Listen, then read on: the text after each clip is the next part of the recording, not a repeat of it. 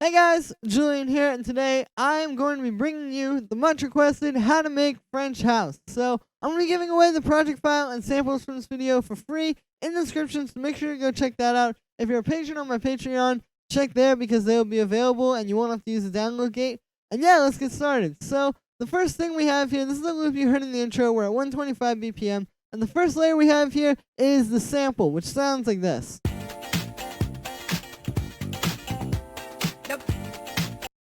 And this.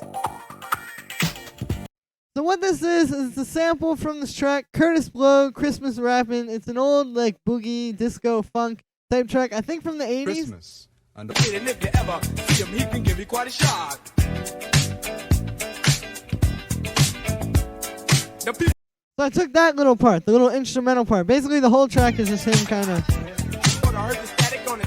going over the beat. But yeah, I took that little instrumental part. It's just like a little 2-bar pattern here. And basically what I did was I brought it in here, and then I pitched it up a little bit, and then I warped it. So you can see, for all these little drum hits that were a little bit off the grid, I just kind of took them and put them on beat. And this is kind of important if you're working with like older samples like this. It's not always the case, and sometimes it can be better to have a more like loose groove. Well, a lot of times, you know, you want to take these and kind of like make them work in this more sort of like rigid digital setting, I guess you have working with Ableton, if that makes any sense. Like, yeah, it's just going to be a little bit difficult to get these to work with drums and stuff if you don't do at least a little bit of warping with it. So that was pretty much how I did that. Then for effects on here, the first thing I have is this auto filter, which is actually just being used in the intro. Basically what's happening is on these first little 3 hits here,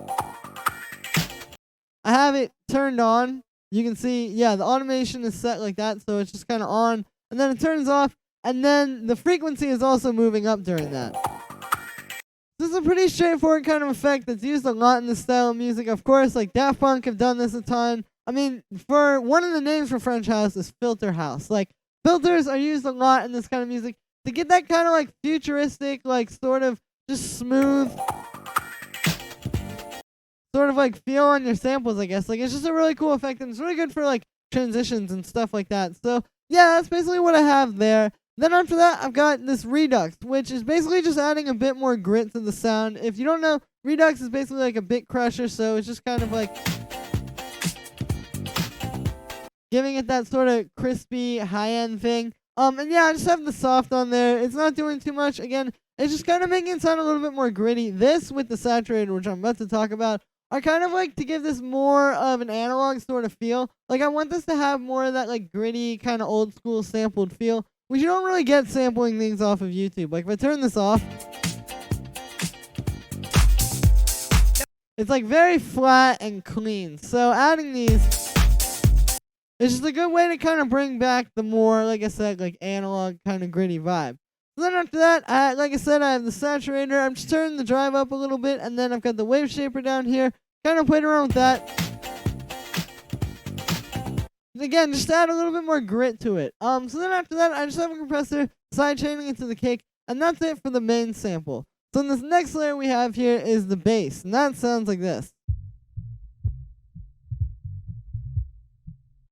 So what I've done to make this bass line is actually a really, really simple technique that works super well for these kind of tracks where you have a sample and you need the bass to kind of work around that. So I know this can be kind of an issue for a lot of people. Like, sometimes, you know, people will try to like replay the bass line from the sample or write a new one over it, and a lot of times those can work, but also it can be a little bit confusing, I know. But this technique is actually a lot easier and really will work most of the time. And it's not just about doing it like in an easier way, but also this gives you a more textured sound. This gives you a sound that's a lot more like, it just has a lot more energy and a lot more like vibe to it that you just get from using a sample. So basically what I did was I just took the original sample from up here, that same loop that I had warped and done all that stuff too, and then I just low passed it. So here's what the sample sounds like. And then yeah, using this EQ8, like I said, I low passed it. I cut off all the high end, and then I just have this little spot kind of coming through here. And you can hear it's just the bass line. And there's a little bit of the kick in there as well from the original sample, but I use the compressor and sidechain it to the kick. So it's not really too much of an issue. Like, for the most part, that's going away, and it's making room for the kick. So, like I said, it's a really good way to make a bass line when you have a sample like this. This was used a lot in, like, a lot of, like, 90s sort of hip-hop as well. Like, playing with samples. It's just, yeah, it just makes it work so well with the sample, and it's got so much energy, and you get so much, again, just, like, vibe from using a sample to do this, that I feel like this is a really great way to do it. So the next layer I have here is the kick, which sounds like this. Nothing really too crazy. It's just a pretty standard kick. I did go for a little bit more of like a bassy kick than I would usually use. And so this is kind of going with the sample too. I'll show you this on the spectrum here. So you can see this kick is like hitting around like here or so. And so what's happening is the sampled bass line is actually kind of high. Like you can hear that's happening around 100 hertz and like a little bit lower. But then we also have this bassy kick underneath it, and since it's not in that same range, like I said, it's kind of happening around here, whereas the bass is happening around here, we can still have a bassy kick and a bass line. And then the bassy kick is just going to make up for like that super, super low end that you don't get from the bass line, and then the bass line will still be the bass line. I say bass line a lot of times there. But yeah, so that's the kick. And then the next thing I have here is this percussion group, which sounds like this. So I have these grouped together for kind of a specific reason, which I'll explain in a moment. But first, I'll show you the individual layers. So the first thing we have is a shaker, which sounds like this. So you can hear just kind of like a gritty, more like realistic shaker loop. Like it's almost kind of like a tambourine to me, really. But basically, all I've done with this is I've just taken it in here, and then I've sidechained it to the kick with this compressor, and then I've just got an EQ8, cutting out the low end on this one. So this is something kind of important. I will say, like, the percussion in these style of tracks, I feel like really makes or breaks them. Like, because, I mean, truth be told, it's kind of simple to, like, play with samples this way. So the percussion and, like, how you kind of put everything together and just make the beat, like, groove and work together, I feel like is really where the art is, if that makes any sense.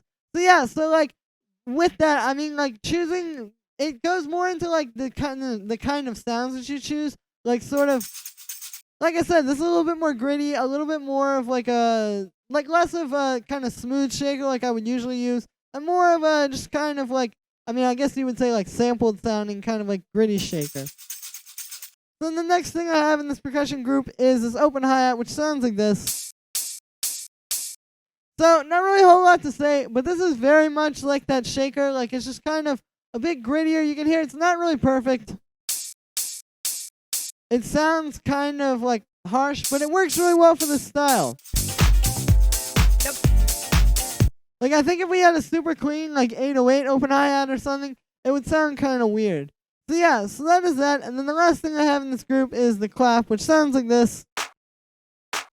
And that's 2 layers. So we have this clap, which is more of like the punchy one, and then this one, which is more of like the mid-rangey, like sort of cracky one that's like, yeah, like this is more of the sharp one that's kind of punching through on top of the impact one. So then on the group, I have a very small amount of processing. Really, I just have the saturator, so this is just kind of adding some grit to the sounds and making them sound, like I said, a little bit more textured, kind of like how I was doing with the sample, where I have like the redux and the saturator on that. Yeah, it's just adding some like texture to the sounds. You can hear when I turn it off, they're a lot flatter and just a bit more like, yeah, like kind of flat and dry sounding. So all I've done here is I've just turned up the drive a bit, and then I use the wave shaper to kind of, play with the texture of the sound. So that's pretty much it for this one, guys. I just want to show you some techniques, like with the sample and just kind of like the whole filtering thing and showing you how to do that. And then like as well as trying to make YouTube samples sound a little bit more gritty and textured. And then like with the bass, that kind of technique of like just taking the sample and filtering it to give it more energy and a more true vibe to the original sample. And then just like with the drums, kind of fitting those in with the vibe of what you're going for with the samples. This style isn't too difficult, but you can see if you just pay attention to the sort of details about it, you can really do it yourself. So that's going to be it for today, guys. Make sure to let me know what you think of this video in the comments, and make sure to like this video as well as subscribe. Once again, you get the project file and samples from this video for free in the description, and if you're a patron on my Patreon, they'll be available there. Thank you again, everybody, and I will see you tomorrow with another tutorial.